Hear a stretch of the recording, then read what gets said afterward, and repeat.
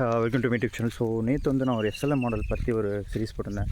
So இன்றைக்கி என்ன ஒன்று பார்க்க போகிறோன்னா, ஸோ எல்எல்எம் மாடலோட ஃபைன் டியூனிங் அப்புறம் ரேக்.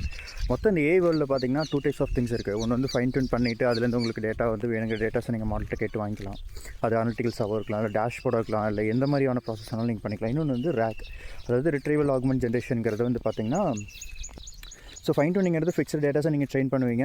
உங்களால் அந்த டேட்டாஸ்லேருந்து மட்டும்தான் அந்த ரெஸ்பான்சஸ் கொடுக்க முடியும். அதாவது மார்ச்லேருந்து மே மந்த் வரைக்கும் ஒரு சேல்ஸ் ரிப்போர்ட் வந்து நீங்கள் மாடல் வச்சு ட்ரைனிங் பண்ணுறீங்கன்னா, ஸோ அந்த ஒரு 1 மந்த்துக்கான ரிசல்ட்ஸ் மட்டும்தான் உங்களுக்கு கிடைக்கும். பட் ஆனால் ரேக் அப்படி கிடையாது. இப்போ மார்ச் முடிஞ்சிச்சு, நெக்ஸ்ட் ஏப்ரல் மந்த்துக்கு போகிறீங்க. ஸோ அங்கே ஒரு டாக்குமெண்ட் அப்லோட் பண்ணுறீங்கன்னா, அந்த டாக்குமெண்ட்டை வந்து நீங்கள் வந்து எந்த ஒரு ப்ராசஸ் இல்லாமல் நீங்கள் கண்டினியூஸ் அப்டேட் பண்ணிக்கலாம். அதாவது நீங்கள் ஒரு டேட்டா பேஸோடையோ இல்லை ஒரு ட்ரைவோடையோ இல்லை சம்திங் ஒரு இன்டர்னல் ஸ்டோரேஜ் நீங்கள் எதில் மாடல் கனெக்ட் பண்ணிட்டீங்கனாலும் இந்த ரேக் ஆர்கிடெக்சர் வந்து உங்களுக்கு லைவாக வந்து நீங்கள் கரண்ட் அப்டேட்லேருந்து உங்களுக்கு ரெஸ்பான்சஸ்.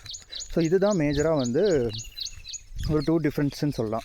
ஸோ இது வந்து என்டர்பிரைசஸில் இதை வந்து நம்ம எப்படி அப்ளிகபிள் பண்ணலாம், ஒரு ப்ராஜெக்ட் பண்ணுறோன்னா ஒரு ரேக் பேஸில் நீங்கள் பண்ணும்போது இன்னுமே பெட்டராக இருக்கும். ஸோ அதுவே நீங்கள் ஹைப்ரிட் ரேக் போகும்போது, அதாவது போத் ஒரு ஃபைன் டியூன் மாடலும் இருக்குது, இல்லை எங்கிட்ட வந்து ரேக்கும் ஆர்கிடெக்சர் அப்ளிகபிள் பண்ணிங்கன்னா, ஸோ அது ஒன் ஆஃப் த திங்ஸ். அது நீங்கள் அந்த ஒரு ஸ்டெப் நீங்கள் ஃபாலோ பண்ணிக்கலாம், அது ஒன்றும் ப்ராப்ளம் இருக்காது. ஸோ இந்த மாதிரி வந்து மல்டி லெவல் ஆஃப் ப்ராசஸ் வந்து நீங்கள் வந்து அப்ளிகபிள் பண்ணும்போது ஒரு என்டர்பிரைசஸ் கிரேட் லெவல் ரேக் ஆர்கிடெக்சரை வந்து நீங்கள் பில்ட் பண்ணணும். ஸோ நாட் ஜஸ்ட் நீங்கள் ஒரு டேட்டா பேஸோட கனெக்ட் பண்ணிவிட்டு ஜஸ்ட்டு ஒரு வெக்டரை மாற்றிட்டு நீங்கள் வெக்டர் டேபிலேருந்து ரிட்ரைவ் பண்ணுறீங்க.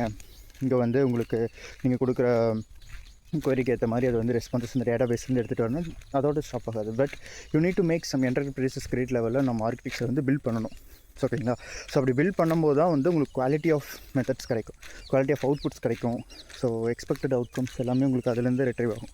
ஓகே, ஸோ நெக்ஸ்ட் வீடியோவில் வந்து அது என்ன ஆர்கிடெக்சர், அது எப்படி பில்ட் பண்ணுவாங்கிறத நெக்ஸ்ட் வீடியோவில் சொல்கிறேன். ஓகே, பாய்.